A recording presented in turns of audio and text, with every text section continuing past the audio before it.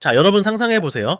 세계 지도에서 남미의 꼭대기, 저 광활한 카리브해를 품고 있는 나라 베네수엘라가 어느 날 갑자기 성조기를 휘날리며 미국의 도시 말번째 주가 된다면 어떤 일이 벌어질까요? 이게 그냥 영화 속 터무니없는 상상 같으신가요?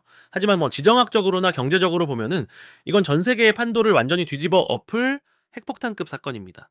단순히 나라 하나가 합쳐지는 수준이 아니에요. 이건 인류 역사상 유례없는 에너지 패권의 재편이자 소설보다 더 영화 같은 현실의 시작일 겁니다. 지금 베네수엘라의 현실은 정말 어처구니가 없죠. 세계에서 가장 많은 석유를 땅 밑에 묻어두고도 국민들은 쓰레기통을 뒤지며 한 끼 식사를 걱정해야 하는 비극의 땅입니다. 네, 한때는 남미에서 가장 잘 나갔던 부국이 어떻게 이렇게까지 망가질 수 있었을까요? 만약 이곳에 미국의 자본과 시스템, 그리고 강력한 군사력이 투입되어 아예 미국의 영토가 되어버린다면 과연 그곳은 지옥에서 천국으로 수직 상승할 수 있을까요? 아니면 또 다른 혼돈의 시작이 될까요? 자, 이제부터 이 발칙하고도 거대한 상상을 현실적인 데이터와 역사적 맥락을 통해 아주 깊숙이 파헤쳐 보겠습니다. 이제부터가 진짜 본 게임입니다. 우선 가장 먼저 살펴봐야 할 건 역시 검은 황금, 바로 석유입니다. 베네수엘라의 석유 매장량은 전 세계 1위입니다. 사우디아라비아를 뺨 때릴 정도의 어마어마한 양이죠. 그런데 지금은 어떻습니까? 기술도 없고 돈도 없고 관리도 안 돼서 그 금싸라기 같은 기름을 제대로 뽑아내지도 못하고 있습니다. 만약 미국이 이곳을 접수한다라면 엑슨모빌이나 쉐브론 같은 세계 최고의 에너지 기업들이 헬기 타고 날라와서 오리노코 유전의 깃발을 꽂겠죠. 이건 서울로 치면 강남 한복판 노다지 땅을 그냥 방치하다가 삼성이나 현대가 들어와서 초고층 빌딩을 세우는 것과 같습니다. 미국이 베네수엘라의 기름을 완전히 장악하는 순간 전 세계 기름값은 어떻게 될까요? 아마 지금 우리가 주유소에서 보는 가격표의 앞자리가 바뀔지도 모릅니다. 중동의 산유국들이 석유를 무기로 삼아 전 세계를 쥐락펴락하던 시대는 그날로 끝나는 겁니다. 미국은 이제 중동의 눈치를 볼 필요가 전혀 없게 됩니다. 이건 단순한 경제적 이득을 넘어 전 세계 에너지 안보의 컨트롤 타워가 중동에서 아메리카 대륙으로 완전히 넘어오는 거대한 격변입니다.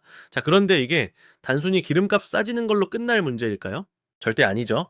자, 베네수엘라가 미국 땅이 된다라는 건 미국이 남미 대륙 한복판에 거대한 항공모함을 박아 넣는 것과 같습니다. 여러분, 지도를 한번 떠올려 보세요. 베네수엘라는 미국의 앞마당인 카리브해를 장악할 수 있는 최적의 전략적 요충지입니다. 만약 여기에 미군 기지가 들어서고 미 해군의 칠함대급 전력이 상주하게 된다면 그동안 베네수엘라를 뒷배삼아 남미에서 영향력을 키우려던 러시아나 중국의 입장은 어떻게 될까요? 정말 아찔하겠죠. 러시아의 전함이 카리브해에서 훈련하고 중국의 자본이 베네수엘라의 항구를 집어삼키려던 계획은 그 즉시 물거품이 됩니다. 미국 입장에서는 그야말로 먼로주의의 완벽한 부활이자 뒷마당에 들어온 불청객들을 빗자루로 쓸어버리는 격입니다. 하지만 여기서 우리는 질문을 던져봐야 합니다. 과연 러시아와 중국이 아이고 축하합니다라며 박수를 쳐줄까요? 어림도 없죠. 이건 아마 제3차 세계대전에 준하는 긴장감을 불러일으킬 겁니다. 이제 경제 시스템의 변화를 한번 들여다보죠. 지금 베네수엘라의 화폐인 볼리바르는 그냥 종이 조각만도 못한 신세입니다. 시장에 가서 빵 한 덩어리를 사려고 해도 돈다발을 박스로 들고 가야 하는 게 현실이죠. 그런데 이곳에 달러가 공식 화폐로 도입된다면 이건 말 그대로 심폐소생술 수준이 아니라 죽은 사람을 살려내는 기적과도 같은 일일 겁니다. 인플레이션은 하룻밤 사이에 사라지고 베네수엘라 사람들의 지갑에는 가치 없는 종이 대신 전 세계 어디서든 통용되는 강력한 달러가 꽂히게 됩니다. 상상해보세요. 카라카스 도심의 낡고 허름한 건물들이 헐리고 그 자리에 스타벅스와 맥도날드, 월마트가 들어서는 풍경을요. 베네수엘라의 청년들은 더 이상 국경을 넘어 이웃나라로 탈출할 필요가 없습니다. 오히려 미국 전역에서 자본과 인재들이 기회의 땅이 된 베네수엘라주로 몰려들겠죠? 하지만 이 과정에서 발생할 극심한 빈부격차와 기존 사회 시스템의 붕괴는 누가 책임질까요? 수십 년간 사회주의 체제에 길들여졌던 사람들이 하루아침에 무한 경쟁의 자본주의 정글로 던져진다면 그 혼란은 아마 스탈링그라드 전투의 아파트 지옥보다 더 처참할지도 모릅니다. 여기서 더 흥미로운 지점은 바로 사회적 통합의 문제입니다. 미국이 베네수엘라를 서샤알번째 주로 받아들인다는 건 약 3천만 명의 새로운 시민을 한꺼번에 수용한다는 뜻입니다. 이들은 대부분 스페인어를 사용하고 가톨릭 문화를 기반으로 합니다. 미국의 인구 구조는 그야말로 뒤집어질 겁니다. 히스패닉 표심이 미국 대선에서 절대적인 영향력을 행사하게 될 것이고 어쩌면 미래의 미국 대통령은 베네수엘라 출신이 될 수도 있겠죠. 이게 미국 내 보수 세력들에게는 어떤 의미일까요? 아마 기절할 노릇일 겁니다. 문화적 충돌, 언어 장벽, 그리고 천문학적인 복지 비용까지. 미국 국민들이 기꺼이 자신들의 세금을 쏟아부어 베네수엘라를 재건하는 데 동의할까요? 왜 우리가 저 나라를 먹여 살려야 하느냐는 거센 반발이 터져 나올 게 뻔합니다.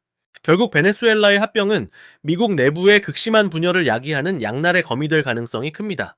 자, 그럼 군사적인 측면에서 점령의 과정을 한번 시뮬레이션해 볼까요? 미국이 베네수엘라를 차지하려면 일단 마두로 정권과 그들을 추종하는 무장 단체들을 무력화시켜야 합니다. 미군의 압도적인 화력이라면 카라카스 대통령궁을 점령하는 건 일주일도 안 걸릴 겁니다. 하지만 진짜 지옥은 그 이후부터죠. 베네수엘라 정글 곳곳에 숨어든 콜렉티보스라고 불리는 친정부 민병대원들이 게릴라전을 펼치기 시작하면 베네수엘라는 제2의 베트남 혹은 제2의 아프가니스탄이 될 수도 있습니다. 좁은 골목길마다 매복해 있는 저격수들, 그리고 정글 속에 숨겨진 거대한 마약 카르텔의 자금줄, 이들이 결탁해서 미군을 괴롭히기 시작한다면 미국은 기름 몇 방울 더 얻으려다 수조 달러의 국방비와 젊은 병사들의 목숨을 끝없이 쏟아붓는 늪에 빠지게 될 겁니다. 정말 어처구니 없는 상황이죠. 세계 최강의 군사력을 가졌음에도 불구하고 보이지 않는 적들과의 싸움은 끝이 없을 테니까요.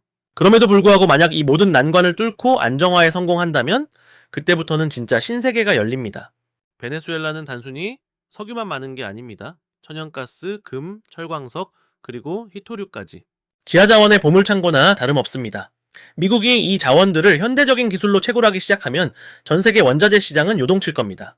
게다가 베네수엘라의 아름다운 해변은 전 세계 부호들이 몰려드는 초호화 휴양지로 변모하겠죠. 제2의 마이애미, 아니 그 이상의 가치를 지닌 관광 자원이 폭발하게 될 겁니다. 여러분, 여기서 한번 생각해보세요. 만약 당신이 지금 지옥 같은 인플레이션에 시달리는 베네수엘라 국민이라면 미국의 합병을 반기시겠습니까? 아니면 자주권을 외치며 끝까지 저항하시겠습니까? 아마도 대다수의 굶주린 사람들은 후자보다는 전자를 택할지도 모릅니다. 자주권이 밥 먹여주냐는 말이 절로 나오는 상황이니까요. 하지만 한 민족의 정체성이 거대 국가의 자본 아래 흡수되어 사라진다는 건 역사적으로 볼 때 아주 비극적인 일이기도 합니다. 이 시나리오가 현실이 된다면 우리나라는 어떤 영향을 받을까요? 대한민국은 에너지 수입 의존도가 극도로 높은 나라입니다. 미국이 베네수엘라를 장악해 기름값을 안정시킨다라면 우리 경제에는 엄청난 호재가 될 겁니다. 하지만 동시에 미국 중심의 일극 체제가 너무 강력해지면서 우리 외교의 선택지는 좁아질 수밖에 없겠죠. 또한 남미로 진출하려던 우리 기업들에게는 새로운 기회의 장이 열릴 수도 있겠지만 미국의 독점적 지위 때문에 오히려 진입 장벽이 높아질 수도 있습니다. 세상에 공짜 점심은 없다라는 말처럼 말이죠.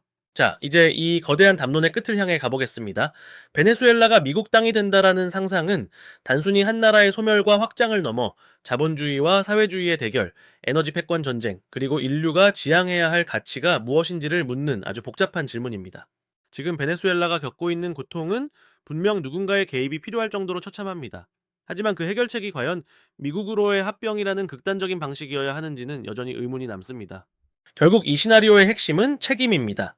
미국이 그 땅을 가져갔을 때 짊어져야 할 3천만 명의 삶에 대한 책임, 그리고 그로 인해 뒤바뀔 세계 질서에 대한 책임 말이죠. 현실의 베네수엘라는 여전히 어둠 속에 있습니다. 그리고 그 어둠을 틈타 주변 강대국들은 각자의 주판화를 튕기며 이 땅을 어떻게 이용할지 고민하고 있죠. 오늘 우리가 나눈 이 발칙한 상상이 언젠가 역사의 한 페이지에서 다른 형태로 나타날지도 모르는 일입니다. 정말 흥미롭지 않나요? 지도 위의 선 하나가 바뀌는 것만으로 전 세계 사람들의 삶이 송두리째 바뀔 수 있다라는 사실이 말이죠. 베네수엘라의 비극이 멈추고 그곳의 아이들이 다시 웃으며 학교에 갈 수 있는 날이 오기를, 그리고 그 방법이 어떤 국가의 일방적인 흡수가 아닌 베네수엘라 스스로의 힘과 국제사회의 진정한 협력으로 이루어지기를 바라봅니다.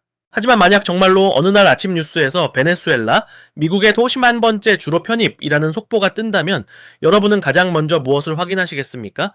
아마도 주식창의 유가 정보나 달러 환율을 보게 되지 않을까요? 우리가 사는 세상은 이토록 연결되어 있고 누군가의 불행과 누군가의 상상은 항상 종이 한 장 차이로 맞닿아 있습니다. 긴 이야기 함께 해주셔서 감사합니다. 오늘 우리가 함께 떠나본 이 지적인 모험이 여러분에게 새로운 시각을 선물했기를 바랍니다. 역사는 언제나 우리가 상상하지 못한 방향으로 흘러가곤 하죠.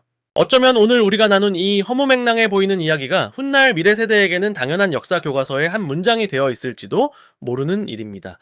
자, 다음에는 또 어떤 흥미진진한 지식의 세계로 떠나볼까요? 세계 곳곳에 숨겨진 미스터리와 전쟁사, 그리고 우리가 몰랐던 경제의 이면까지 여러분의 호기심을 자극할 이야기는 아직도 무궁무진하게 남아 있습니다. 다음 영상에서는 더 충격적이고 깊이 있는 이야기로 돌아오겠습니다. 지금까지 지식 스토리텔러였습니다.